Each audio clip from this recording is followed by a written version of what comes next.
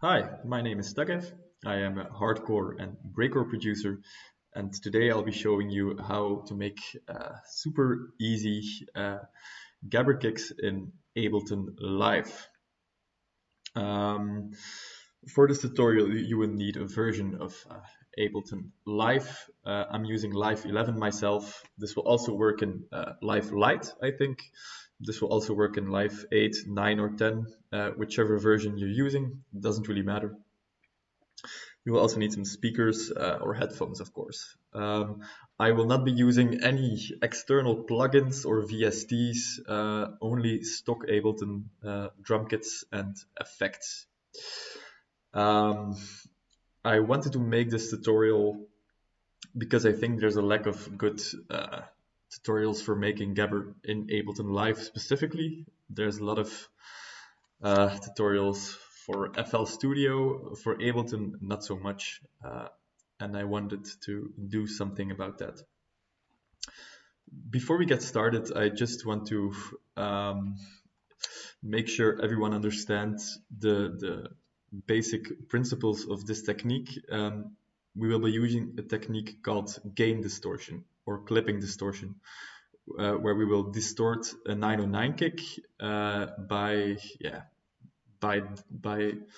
just bumping the gain really loud. That will make really nice sounding distortion.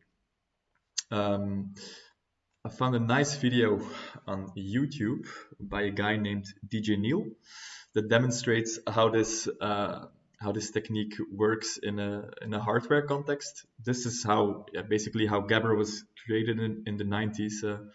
People like Marco Cardipan, they would run their 909 drum computers through mixing consoles. There they would tweak the EQs, tweak the gain, and make really nice distortions. I just wanted to show this video really quick to demonstrate how this works.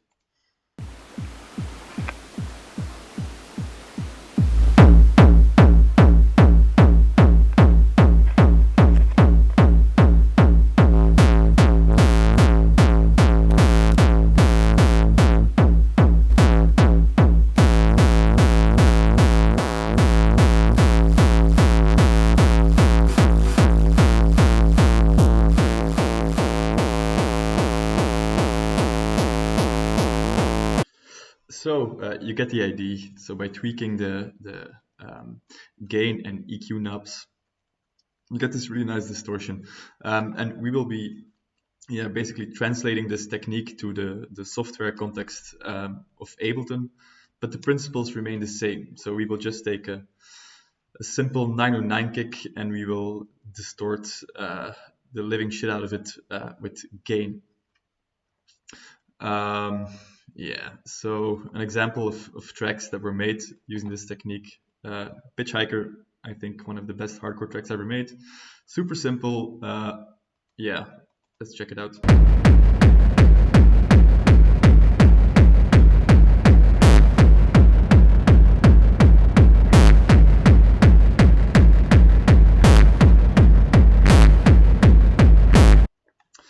Yeah, so let's try to make something that sounds like that. So to get started, we will need a 909 drum kit. So go over to drums, find the 909 chord kit, get it in there. Maybe before we get started, this is what we'll be making today. So this is something I've made before. Some kicks I made, mashed up with some tune by Searle.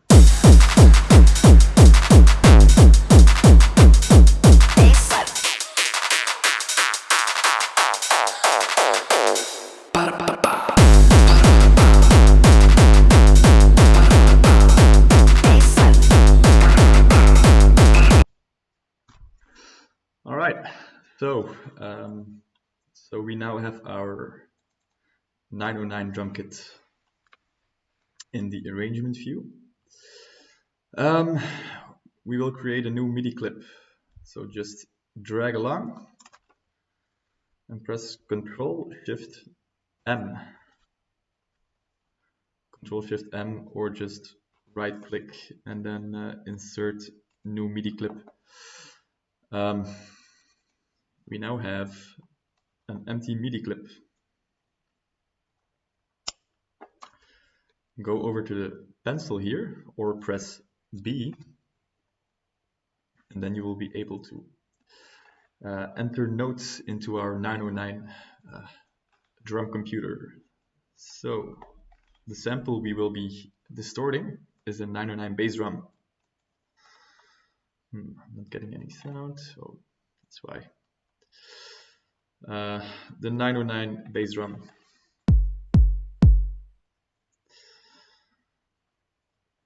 We will right click, make sure our grid is set to quarter notes. Let's put in the kicks. Let's just make a super simple pattern.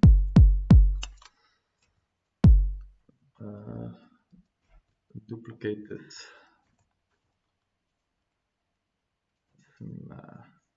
8 notes.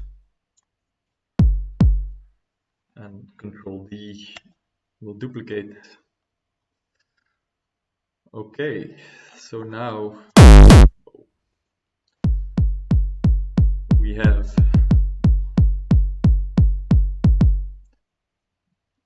a very boring kick loop. Let's distort it. So what will we need? We will need a EQ3 plugin. So go over to audio effects, EQ3. We will also be needing a utility plugin. We will need the utility plugin for the gain knob that's on here.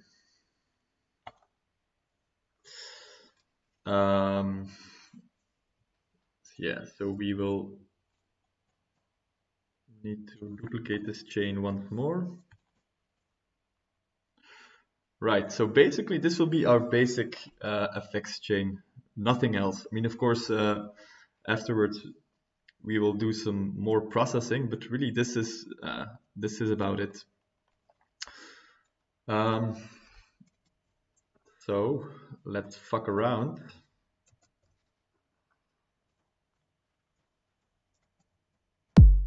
Until we get something that sounds good. Change the tune to 127. I have a little MIDI controller. You don't need to use this, but I think it's fun to to get the tactile feeling of tweaking the knobs. Of course, you can just do this using your mouse as well. But I will be binding my MIDI controller to the low on the first EQ3, to the gain on the utility, second one on low. Okay, so now I can tweak the sound using my MIDI controller.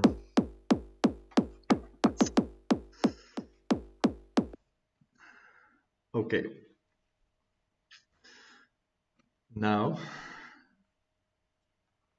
if we boost the gain, make sure the gain at the start of the chain is just set to 1 dB. Let's see, the decay, we can play with the decay later. Now let's just play the loop and increase the gain.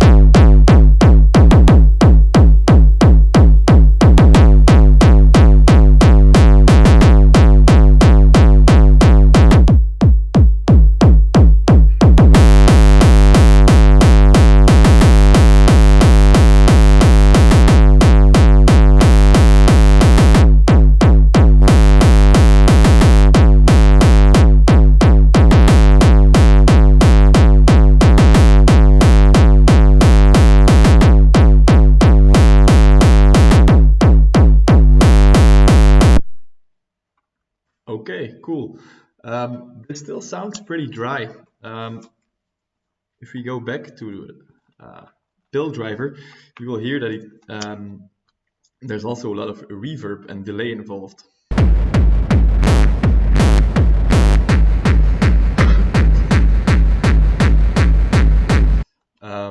So we'll be taking care of that. We will have to resample the sound first, because as you can see, our audio is clipping. Normally we don't want clipping. Normally clipping is bad. Right now we still need it, because the clipping is what is creating the distortion. As you can see, we're all the way in the red here. But when we resample it, because if we were to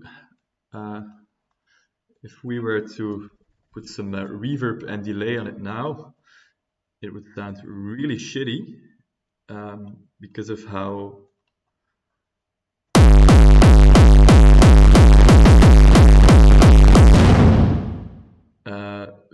because of this clipping, it doesn't sound good. But when we resample it, then we can take care of the reverb and delay. So to resample it, just do it again, we will have to create a new audio track. So right click, insert audio track, and then make sure this setting is on resampling, and make sure to arm this track by pressing this button. Basically, when we record now, we will record all of the audio playing into this channel 3. I will name it resample. This is actually a tip I once got from Somniac1 on Instagram. A nice way to create gabberkicks is to just record yourself playing around and tweaking the kick. Just record all of that into audio, and then you get like a nice little audio file that you can just always come back to and sample, and that way you can get some nice tweaks and sample them. So let's do this. If we want to record, just press the record button here. Make sure this is turned off, and let's record.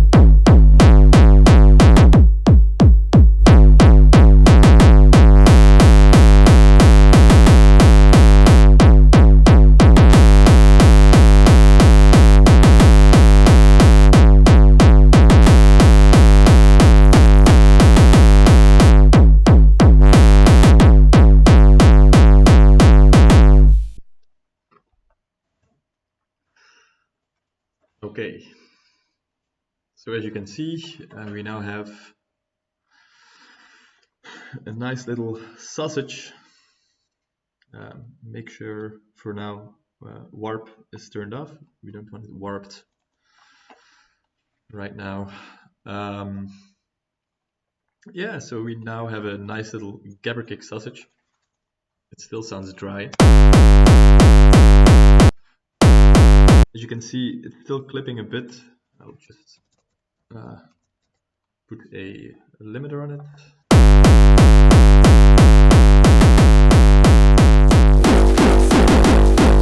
Yeah, make sure it's not clipping anymore. So as you can see, where our distortion, where our gain was all the way in the red in the MIDI track, in our resampled audio file,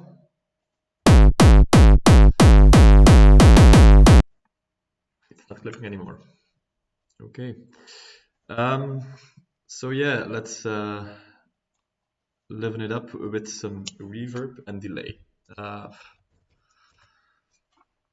Yes, I use the stock Ableton reverb.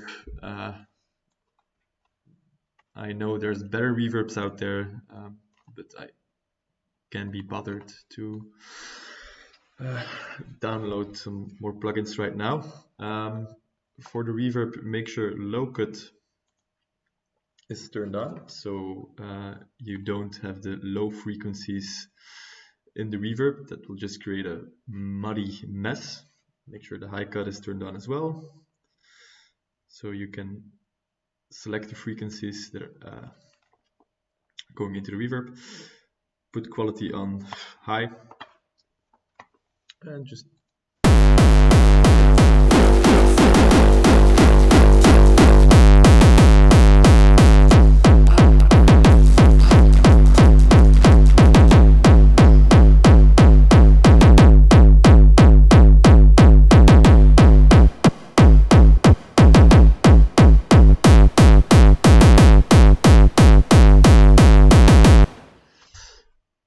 already sounding a lot better, in my opinion. Maybe some delay, maybe some ping pong delay to get some slapback. Yes. So that's way too much. Turn the feedback down.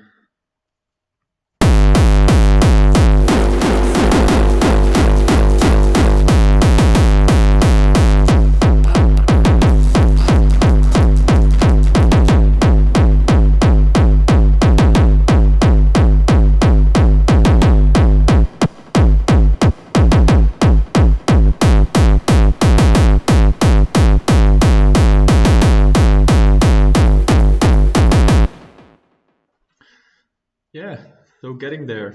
If you go back to our reference track,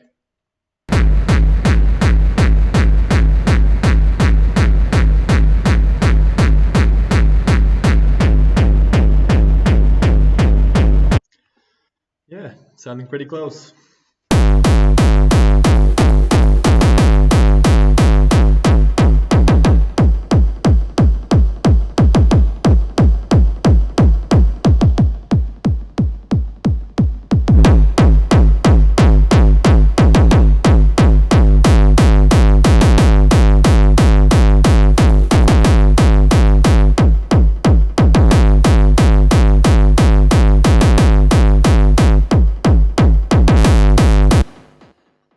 So there you go, super quick and dirty tutorial. Ideally, you will still need to tweak the sound a little bit. It might be lacking some low end. Yeah, I promised I wouldn't be using any plugins. However, there is one free plugin that I recommend. It is a tip I got from my friend Headkick. It is called BX Subfilter. Yeah, with the subfilter you can make sure you have a nice low end. But yeah, this is optional for now. now you have a really nice starting point to just, yeah, tweak gabberkicks.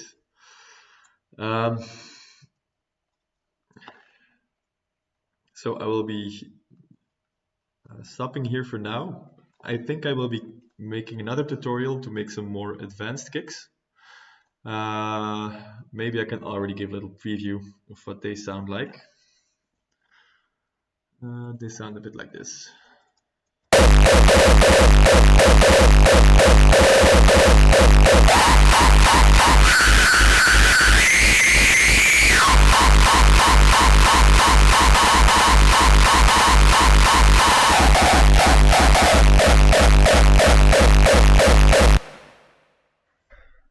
Oh, that is for some other time, maybe next week.